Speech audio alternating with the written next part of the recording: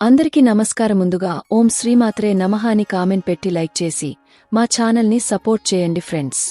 హిందూ మతంలో తల్లి సరస్వతిని జ్ఞానం, కళ, సంగీతానికి దేవతగా భావిస్తారు.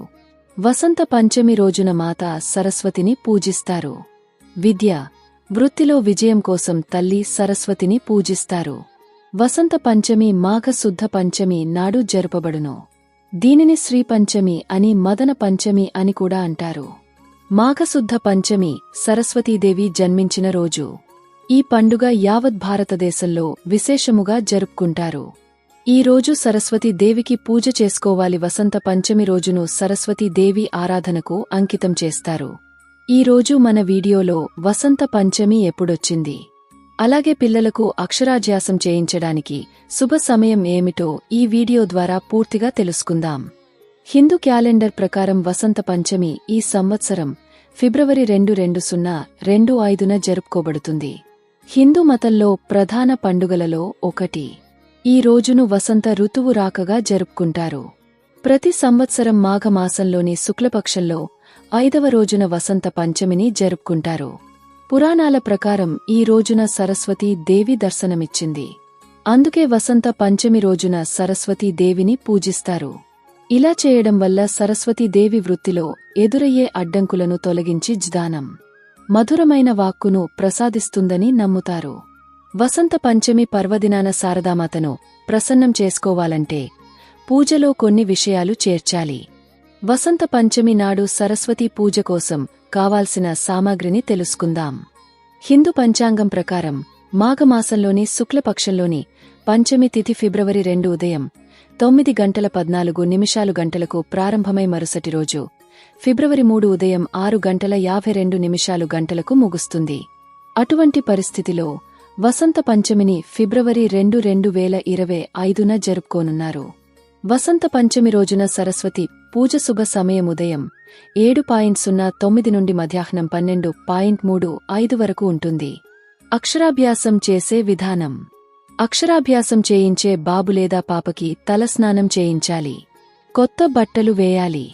పూజ మందిరంలో ఉన్న దేవతామూర్తులకు నమస్కారం చేయించాలి.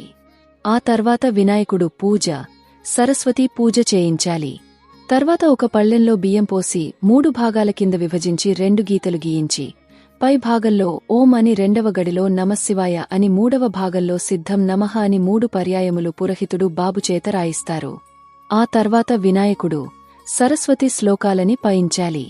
ఇంట్లో ఉన్న పెద్దలు చేత బాబుని ఒళ్ళో కూర్చోబెట్టుకుని పలకమీద ఓం నమఃశివాయ అని ముందు రాయించి తర్వాత అక్షరాలు రాసి దిద్దించాలి.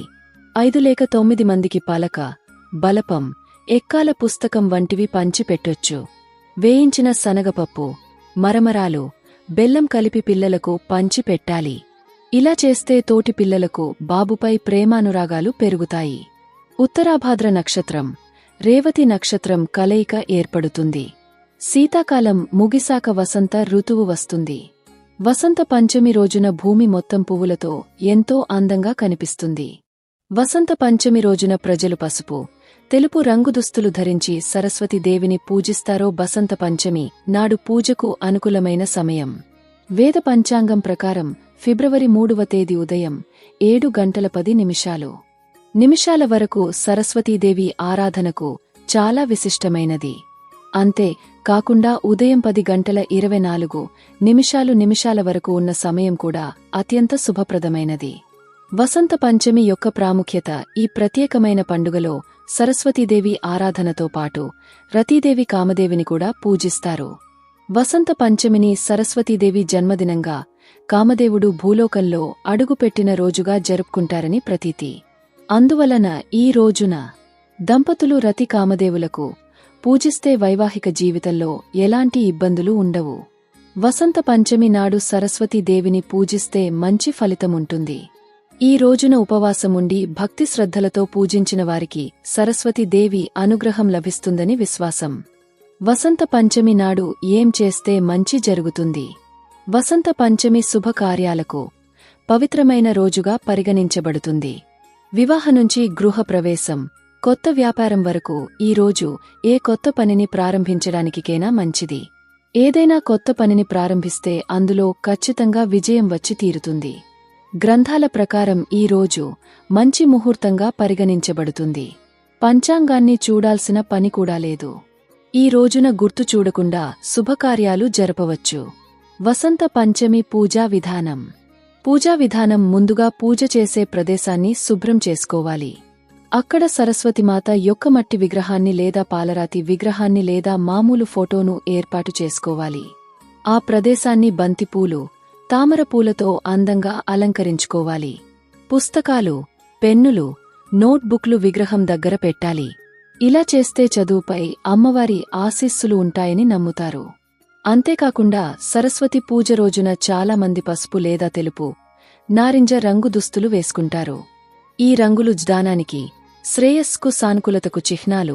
సరస్వతి పూజ రోజున ఉదయాన్నే బ్రహ్మ ముహూర్తంలో నిద్రలేచి స్నానం చేయాలి. పూజ చేసే ప్రదేశాన్ని పూలు, స్వీట్లు, పండ్లతో అలంకరించాలి. నెయ్యితో దీపం వెలిగించి ధూపం వేయాలి. అమ్మవారికి పువ్వులు, పండ్లు, స్వీట్లు నైవేద్యంగా సమర్పించాలి. సరస్వతి వందనం అని పఠిస్తూ ఇతర మంత్రాలను భక్తితో పఠించాలి. పిల్లలు, ముఖ్యంగా విద్యార్థులు తాము చదువుకునే ప్రదేశాన్ని శుభ్రం చేసుకుని, పుస్తకాలు సర్దుకుని పూజలో పాల్గొంటారు. ఈ రోజున చదువుకుంటే సరస్వతిమాత ఆశీస్సులు లభిస్తాయని నమ్ముతారో ఓం సరస్వతి దేవియే నమః అని కామెంట్ చేయండి. వసంత పంచమి రోజు విద్యార్థులు ఈ పరిహారం చేస్తే చాలా మంచిది. తల్లి సరస్వతిని జ్ఞానం, కళ, సంగీతానికి దేవతగా భావిస్తారు. వసంత పంచమి రోజున మాతా సరస్వతిని పూజించడం వల్ల విద్య, వృత్తిలో విజయం కోసం తల్లి సరస్వతిని ఇలా పూజిస్తే తప్పకుండా విజయం కలుగుతుంది. అంతే కాకుండా చిన్న పిల్లల చదువులు కూడా వసంత పంచమి రోజునే మొదలవుతాయి. అదే సమయంలో చాలా మంది విద్యార్థులు చదువుపై తక్కువ లేదా ఆసక్తి లేనివారు ఉంటారు. అదే సమయంలో విద్యార్థులు పోటీ పరీక్షల ప్రిపరేషన్లో విజయం సాధించలేకపోతే అలాంటి విద్యార్థులు వసంత పంచమి రోజున ఖచ్చితంగా పరిహారం తీసుకోవాలి. వసంత పంచమి పండుగను ప్రతి సంవత్సరం మాఘమాసం శుక్లపక్షం 5వ రోజున వసంత పంచమి రోజు ముఖ్యంగా విద్యార్థులకు అత్యంత ప్రత్యేకమైన రోజు. విద్యార్థులు ఆ రోజున ఉపవాసముండి జ్ఞాన దేవత అయిన సరస్వతిని పూజిస్తే వారి జీవితాల్లో ఆనందం, శ్రేయస్సు మరియు జ్ఞానాభివృద్ధి కలుగుతుంది. మీకు ఈ వీడియో నచ్చితే తప్పకుండా లైక్ చేసి షేర్ చేయండి. మరిన్ని మంచి వీడియోస్ కోసం మా ఛానల్ని సబ్స్క్రైబ్ చేయండి. ధన్యవాదాలు.